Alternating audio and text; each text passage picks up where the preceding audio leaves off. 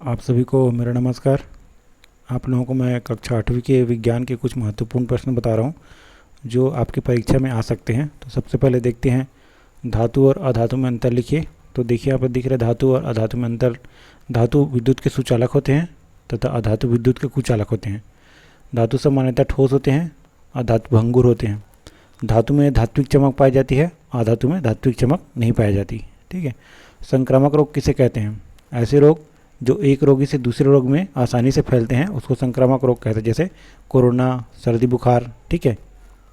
उसके बाद देखिए, कोशिका का ऊर्जागृह किसे कहते हैं? कोशिका का ऊर्जागृह जो होता है माइटोकॉन्ड्रिया होता है, वहीं से एटीपी का निर्माण होता है, इसलिए उसको कोशिका का ऊर्जागृह कहा जाता है, माइटोकॉन्ड्रिया। ठीक है। अनोखा ग्रह किसे कहते हैं और क्यों कहते हैं? तो अनोखा ग्रह पृथ्वी को कहा जाता है क्योंकि उसमें जीवन पाई जाती है। बाकी 8 जो टोटल मिला के 8 ग्रह हैं, इन 8 ग्रह में पृथ्वी एक ऐसा ग्रह है जहाँ पर जीवन पाया जाता है, इसलिए उसको अनोखा ग्रह कहा जाता है। फुल्लिन कितने कार्बन परमाणुओं का बना होता है? तो फुल्लिन जो है 60 कार्बन परमाणुओं का बना होता है। मनुष्य में कितने गुणसूत्र पाए जाते हैं? तो मनुष्य में जो है 23 जोड़े गुणसूत्र पाए जाते हैं, अर्थात 40 गुणसूत्र, जिसमें से नर में 44 धन XY और मादा में 44 धन XX गुणसूत्र पाए जाते हैं। अगला है, किशोरावस्था में व्यक्तिगत सुरक्षा क्यों जरूरी है? तो किशोरावस्था में श्वेत ग्रंथि के कारण पसीना और तेल का स्राव अधिक होता है, जिसके कारण बीमारियों का संक्रमण बढ़ने की संभावना बढ़ जाती है। तो बीमारियों के संक्रमण से बचने के लिए व्यक्तिगत सुरक्षा बहुत ज़रूरी है। उस समय किशोरावस्था में अपने अंगों का विशेष ध्यान तथा उसकी साफ सफाई जरूरी होता है, उसमें व्यक्तिगत सुरक्षा अनिवार्य है। कौन सी गैस जलती है और जलने में सहायक है? तो जो हाइड्रोजन गैस जलता है तथा ऑक्सीजन जो है जलने में सहायक होता है। यदि आपको पूछा जाए कि हाइड्रोजन गैस जलता है तो और यदि जलने में सहायक कौन सा है, तो आपको बताना है कि ऑक्सीजन जो होता है जलने में सहायक होता है तथा हाइड्रोजन जो है जलता है। ग्रीन हाउस के लिए कौन सी गैस जिम्मेदार है? तो ग्रीन हाउस के लिए मुख्यतः कार्बन डाइऑक्साइड गैस जिम्मेदार होता है। इसके अलावा मीथेन तथा नाइट्रोजन डाइऑक्साइड, नाइट्रोजन के जितने भी ऑक्साइड होते हैं वो सब जिम्मेदार होते हैं। ब्रूडी मुर्गी किसे कहते हैं? अपने अंडों को सेते हुए जो अंडों पर बैठी होती है तथा उसको ढकी हुई होती है, उसको बोलते हैं ब्रूडी मुर्गी। वह उसनयन प्रदान करती है अपने अंडों को ताकि वो बच्चे में परिवर्तित हो सके। बीजोपचार क्या है? बीज बोने से पहले बीज को हानिकारक रोगाणु कीटाणु से रहित करने के लिए बीजों को उपचारित किया जाता है तथा उसके ऊपर दवाई का छिड़काव किया जाता है ताकि पैदावार अच्छा आ सके। बायोगैस निकलने वाली प्रमुख गैस कौन सी है? तो बायोगैस से निकलने वाली प्रमुख गैस होता है मीथेन। मुख्यतः बायोगैस से मीथेन गैस ही निकलता है, जिसका सूत्र होता है CH4। शीतगृह क्या है? ऐसी जगह जहाँ पर फसलों का भंडारण किया जाता है, जहाँ पर वातावरण बिल्कुल ठंडा होता है। ठंडा होने के कारण जो वहाँ पर का जो वातावरण है, उस वातावरण में बैक्टीरिया, जीवाणु का संक्रमण नहीं होता और उसके संक्रमण से जो हमारा फसल है वो बच जाता है, जिसके कारण फसल लंबे समय तक सुरक्षित रखा जा सकता है। जैसे प्याज, आलू, इन सब पदार्थों, कच्चे पदार्थों को शीतगृह में रखा जाता है। उदाहरण के लिए हमारे घर में फ्रिज है ना, वो फ्रिज में भी हम हरी खाद्य पदार्थों को तथा सब्जियों को रखते हैं ताकि वो लंबे समय तक रह सकता है। उसमें क्या है, जीवाणुओं का संक्रमण रुक जाता है। प्रदूषण किसे कहते हैं? वातावरण में बहुत सारे घटक पाए जाते हैं, उन घटकों के बीच एक निश्चित अनुपात होता है, वो एक निश्चित प्रतिशत में पाए जाते हैं। लेकिन जब उनका प्रतिशत बिगड़ जाता है, मतलब उनका जो घटक की मात्रा है वो कम या ज़्यादा हो जाता है, तो उसको प्रदूषण कहते हैं। प्रदूषण मुख्यतः है बहुत सारे प्रकार के हैं, लेकिन यहाँ पर मुख्यतः है वायु प्रदूषण, जल प्रदूषण, ध्वनि प्रदूषण, ये सब मुख्यतः होते हैं।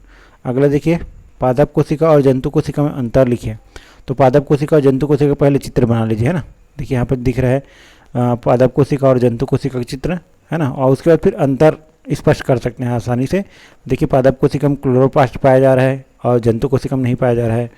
पादप कोशिका में कोशिका भित्ति पाया जा रहा है, जंतु कोशिका में कोशिका भित्ति नहीं पाया जा रहा है ना। इसकी रिक्तिका जो है बहुत बड़ा है और इसकी रिक्तिका जो है छोटा है। ठीक है, तो इस प्रकार से हम अंतर स्पष्ट कर सकते हैं।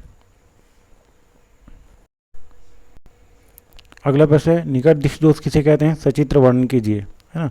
जिसमें पास की वस्तु स्पष्ट दिखाई दे किंतु दूर की वस्तु स्पष्ट दिखाई नहीं दे, है ना।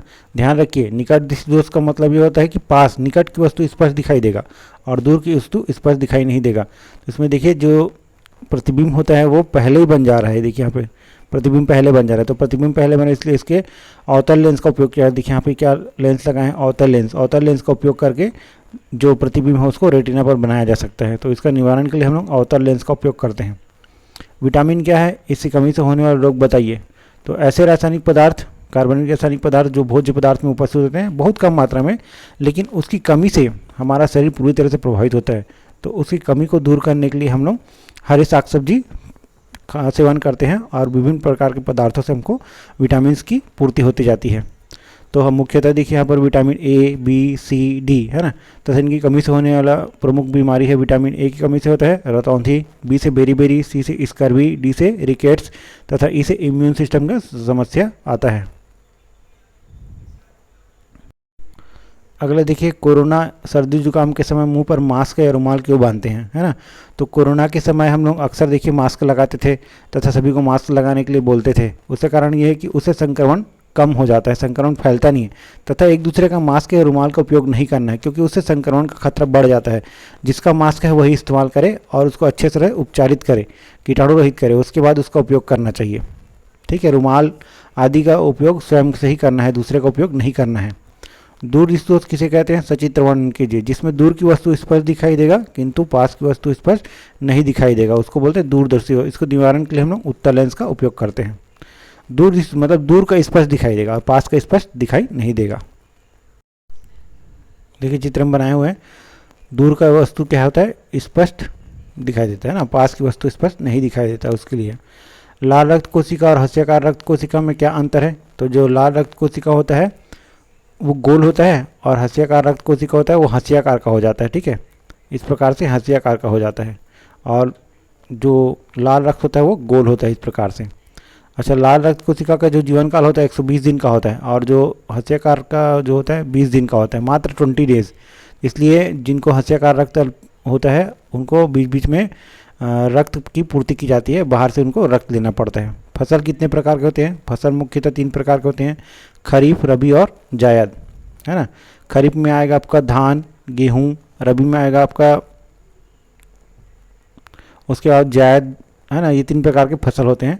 किस प्रकार के फसल में पानी की अधिक आवश्यकता होती है, खरीफ फसल जैसे धान के लिए पानी की अधिक आवश्यकता होती है ना, जिसको हम लोग कब बोते हैं, मानसूनी सत्र के समय उसको बोया जाता है, मतलब जून जुलाई में बोते हैं और सितंबर अक्टूबर में उसको काट देते हैं। ठीक है, किशोरावस्था क्या है, इसकी उम्र क्या होती है। किशोरावस्था जो होता है 11 साल से 19 साल की उम्र को हम लोग किशोरावस्था कहते हैं।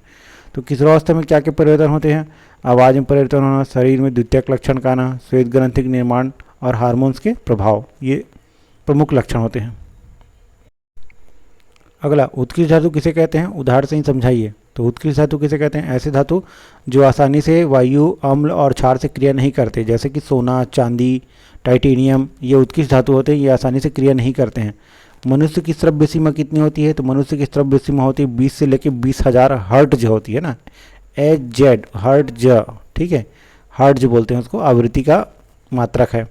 मलेरिया रोग उत्पन्न करने वाले रोगाणु का नाम बताइए। तो मलेरिया रोग जो होता है प्लाज्मोडियम के द्वारा फैलता है। ठीक है, और प्लाज्मोडियम जो कि एक प्रोटोजोआ है ना, वो क्या है, एक प्रोटोजोआ के द्वारा फैलता है और इसको फैलाने में सहायता करता है मादा एनोफ्लीज मच्छर। घर्षण किसे कहते हैं, दो संपर्क तनों के मध्य लगने वाले बल को घर्षण कहते हैं। घर्षण हमारे लिए लाभदायक भी है और हानिकारक भी है। लाभदायक ऐसा है कि जूते चप्पल के सोल में घर्षण बढ़ाने के लिए उसके खांच की संख्या बढ़ा दी जाती है, तो आसानी से हम चल लेते हैं। ठीक है, इस प्रकार से हमारे लाभदायक है। लेकिन घर्षण कारण हमारे मशीन कल पुर्जे घिस जाते हैं तथा उससे ध्वनि और ऊष्मा के रूप में ऊर्जा का ह्रास होता है। अनवीनीकृत ऊर्जा स्रोत किसे कहते हैं, उदाहरण दीजिए। ऐसे ऊर्जा स्रोत जिसे पुनः प्राप्त नहीं किया जा सकता, अर्थात एक बार खत्म हो गया तो उसको बनने में बहुत समय लगता है, तो उसको बोलते हैं अनवीनीकृत स्रोत, जैसे कोयला, डीजल, पेट्रोल।